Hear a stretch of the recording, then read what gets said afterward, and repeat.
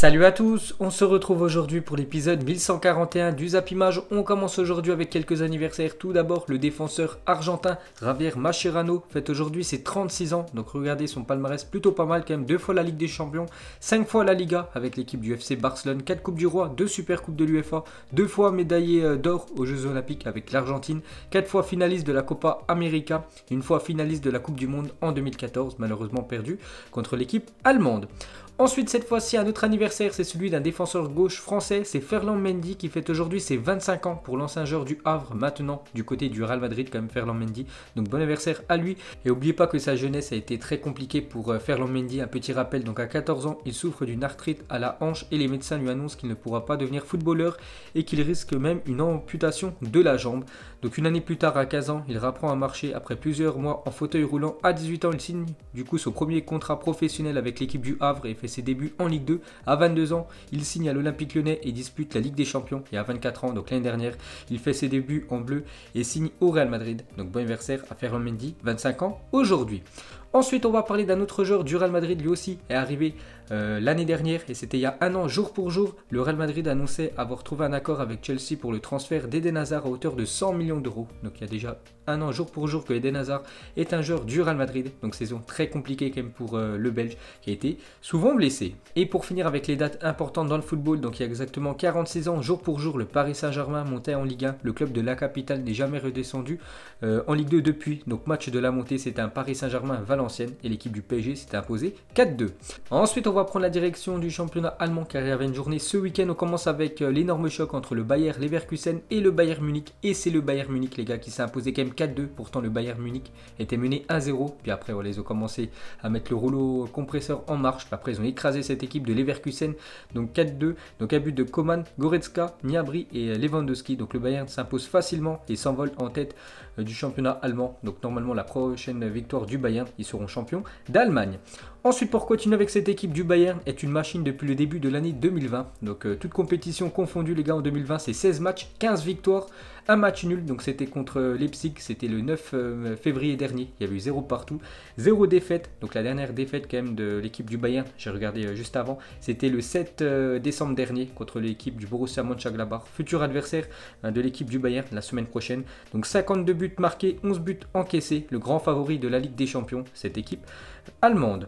Ensuite, les gars, on va parler d'un joueur en ultra forme. Pour l'instant, c'est lui qui mérite le ballon d'or. Bon, après, on verra bien sûr ce que ça donnera en Ligue des Champions. Mais il est très bon cette année, les gars. C'est Robert Lewandowski. Vit plutôt bien le déconfinement. Donc, depuis la reprise des matchs, c'est déjà 5 buts pour l'international polonais. Ensuite, pour continuer avec lui, donc ses stats cette saison dans le championnat allemand, 30 matchs, 30 buts. Donc des stats parfaites, ça fait un ratio de 1 but par match, ce qui est plutôt quand même exceptionnel. Donc pour la troisième fois de sa carrière, Robert Lewandowski a inscrit plus de 30 buts sur une saison du championnat allemand. Seul Gerd Müller a fait mieux en inscrivant lui 5 fois plus de 30 buts sur une saison du championnat allemand. Ensuite, pour continuer avec le polonais, on va parler d'un autre joueur lui aussi en ultra forme sur cette saison, les gars. C'est Thomas Müller, le milieu allemand. Donc les deux sont impliqués dans 60 buts en combinant leurs stats cette saison en Bundesliga. Incroyable, Lewandowski. Donc Lewandowski 30 buts et 3 passes D. Et Müller 7 buts et quand même 20 passes D pour le milieu allemand. Ce duo est monstrueux. Donc on revient sur Thomas Müller qui a égalisé hier le record de nombre de passes décisives sur une saison en Allemagne. Donc 20 passes. Donc quel joueur? Le dernier à avoir réalisé cette performance est Kevin De Bruyne avec Wolfsburg lors de la saison 2014-2015. Donc il reste 4 matchs avec l'équipe du Bayern pour Thomas Müller. S'il fait une passe D lors de ces 4 derniers matchs, ça sera lui le détenteur du record. Ensuite, pour continuer avec les meilleurs passeurs, donc les meilleurs passeurs décisifs cette saison avec un club du top 5 européen. Donc cette fois-ci, c'est toute compétition confondue. Donc on compte bien sûr la Ligue des Champions, les coupes nationales et le championnat. Donc Thomas Müller, 22 passes D, donc 20 en championnat et 2, je crois, c'est en LDC. Devant Di Maria, les gars, quand même 20 passes pour Aurel Di Maria et 19 pour Sancho. Et pour finir sur cette rencontre, cette fois-ci, on va parler côté Bayer Leverkusen. On va parler du jeune Florian Wirtz. Donc Leverkusen, 17 ans et 34 jours, est devenu ce week-end le plus jeune buteur de l'histoire du championnat allemand. Donc félicitations à lui. Ensuite, cette fois-ci, on va parler du dauphin du Bayern Munich, donc l'équipe du Borussia Dortmund qui jouait contre Berlin et victoire de Dortmund seulement 1-0. Mais voilà, ça donne les 3 points à la fin du compte et c'est Emre Can, le milieu, qui inscrit l'unique but de la rencontre. Et pour finir avec ce championnat allemand, on va terminer avec Leipzig contre Paderborn. Donc Paderborn, il y a quelques jours, les gars, ils avaient perdu 6-1 à domicile contre l'équipe de Dortmund.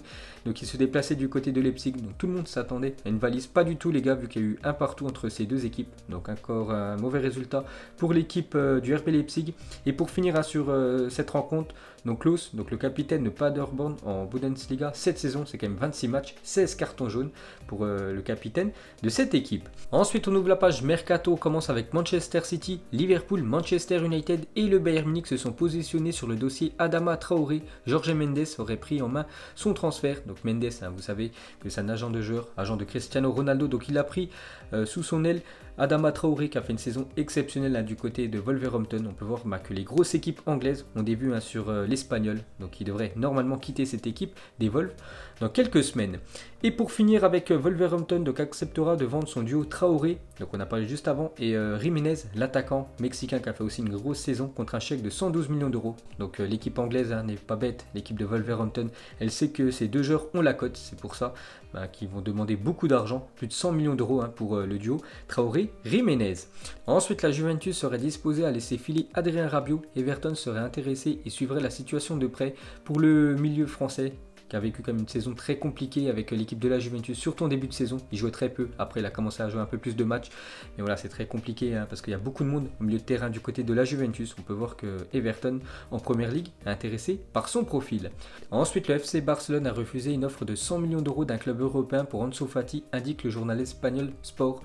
Donc le Barça compte vraiment sur Ansu Fati pour l'avenir. Hein, c'est pour ça qu'ils ont refusé plus de 100 millions d'euros pour le crack Blaugrana. Ensuite, on va parler de Carlo Ancelotti, serait venu aux informations auprès de Thiago Silva, libre à la fin du mois d'après Foot Mercato. Donc vous savez que Thiago Silva, le 30 juin prochain, c'est la fin de son contrat avec le PSG et le Paris Saint-Germain ne va pas prolonger normalement. Le défenseur brésilien de Carlo Ancelotti, l'entraîneur de Everton, aurait des vues sur Thiago Silva. N'oubliez pas que les deux ont déjà travaillé ensemble hein, au Paris Saint-Germain. Donc peut-être Thiago Silva va découvrir l'APL.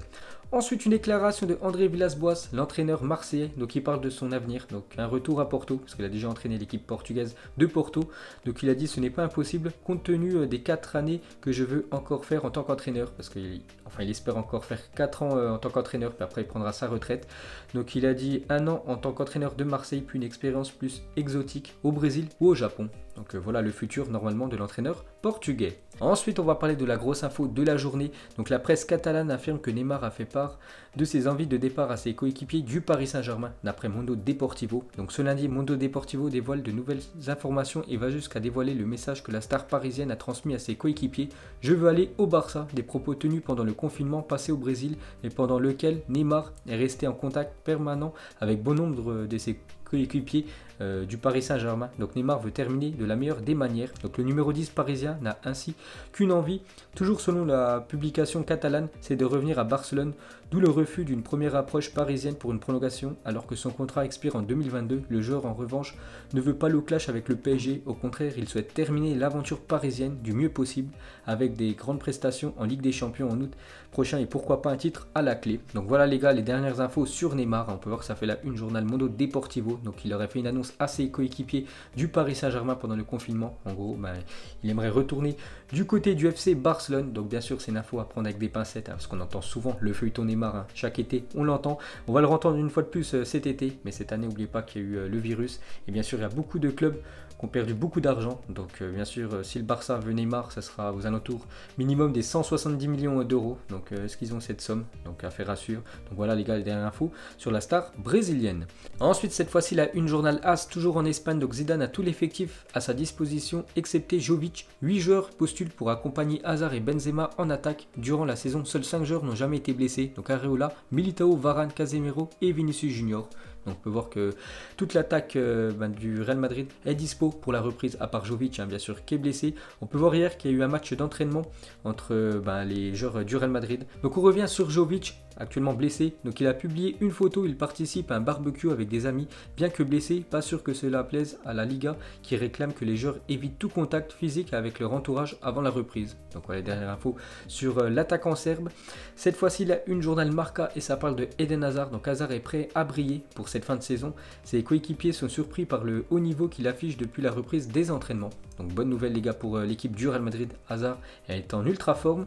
Ensuite une petite photo de l'avancée des travaux pour le stade Santiago Bernabéu qui est quand même méconnaissable. Regardez déjà la pelouse, il n'y en a déjà même plus. On peut voir aussi que le toit est en train de se faire enlever parce qu'actuellement le stade est en rénovation. Donc n'oubliez pas que l'équipe du Real Madrid, ses 6 derniers matchs de Liga pour cette fin de saison se jouera dans le stade Alfredo Di Stefano. Donc durant les travaux au Santiago Bernabéu, un trou de 30 mètres de profondeur va être creusé pour accueillir le système de la pelouse rétractable.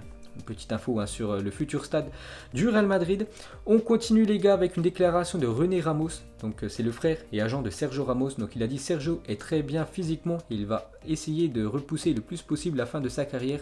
Mais sincèrement jouer au nouveau Bernabéu, donc le stade actuellement qui est en train de se faire rénover, serait la retraite idéale après avoir passé tant d'années dans ce club. Donc actuellement quand même Sergio Ramos il a 34 ans. Donc bien sûr il est en fin de carrière. Donc d'après son frère, donc il pourrait peut-être prendre sa retraite après que le stade bien sûr soit fini. Donc voilà une petite info sur SR4. Et pour finir avec le défenseur espagnol, donc Sergio Ramos en mode viking. C'est vrai qu'il a laissé pousser les cheveux avec la barbe. Regardez le nouveau look du défenseur espagnol. Ensuite on va parler de Léo Messi sur Instagram. Il a dit cet endroit m'a vraiment manqué. J'ai hâte de rejouer ici parce que l'équipe du Barça s'est entraînée au Camp Nou. C'était samedi soir. Donc ça faisait quasiment 100 jours qu'ils n'étaient pas revenus dans le stade à cause du confinement. Donc on peut voir que ça fait la une aujourd'hui du journal Sport. En Espagne, c'est marqué enfin à la maison. Le Barça s'est entraîné au stade pour récupérer ses sensations à une semaine du retour de la Liga. Suarez est prêt et Messi démontre qu'il sera présent pour jouer contre Mallorca. Parce qu'il y a quelques jours, il était blessé, Léo Messi. Donc Lautaro Martinez communique à l'Inter son désir de signer au Barça. Donc voilà les infos sur cette une de sport. Et pour finir avec Lionel Messi, donc n'oubliez pas quand même depuis 2009, regardez tout ce que possède Lionel Messi. Donc c'est lui qui possède le plus de buts, toutes compétitions confondues depuis 2009. Le plus de passes D, le plus de dribbles, le plus de coups francs inscrits, le plus de buts à l'extérieur de la surface, le plus de ballons d'or et le plus de souliers d'or. Donc exceptionnel cette dernière décennie pour Léo Messi. Ensuite des nouvelles de l'ancien Marseillais les gars Clinton Inji. Donc écoutez ce qu'il a dit, c'est incroyable. J'ai un contrat de 3 ans, après nous sommes dans le foot où ça peut aller très vite mais je suis très bien au CSKA Moscou. Mais le problème pour Clinton Inji c'est qu'il joue pour le Dynamo Moscou qui est l'autre club de la ville de Moscou. Donc c'est incroyable, c'est comme si un joueur par exemple de l'Atlético disait qu'il se sentait très bien au Real Madrid vu que les deux clubs sont dans Madrid. Donc voilà ce qu'a dit l'ancien Marseillais. Ensuite regardez la jeunesse de Radja Nainggolan, le milieu belge. Donc alors qu'il est âgé de 5 ans, le père de Radja Nainggolan quitte le domicile familial. Donc Radja, ses 3 demi-frères, sa sœur jumelle et sa mère devaient survivre seuls avec très peu d'argent. Afin de ne pas décevoir sa mère, Radja a travaillé à l'école. Aujourd'hui, il sait parler le néerlandais, l'anglais, l'italien et comprend le français. Il n'a jamais lâché le football en sachant qu'il pouvait subvenir aux besoins de sa famille grâce au foot. Malheureusement en 2010, sa mère décède des suites d'un cancer. Radja se fait tatouer tout le dos en hommage à sa mère. Aujourd'hui, sa femme souffre d'un cancer. Nainggolan a rejoint Cagliari juste pour soutenir sa femme et rester près d'elle. Un joueur qui a traversé tant d'épreuves avec force. Donc vraiment grand respect au milieu de la Belgique. Ensuite, regardez cette équipe de foot du côté de Chelsea il y a quelques années. Donc on peut voir Michael Ballack, Didier Drogba, Shevchenko et Frank Lampard bien sûr, le capitaine.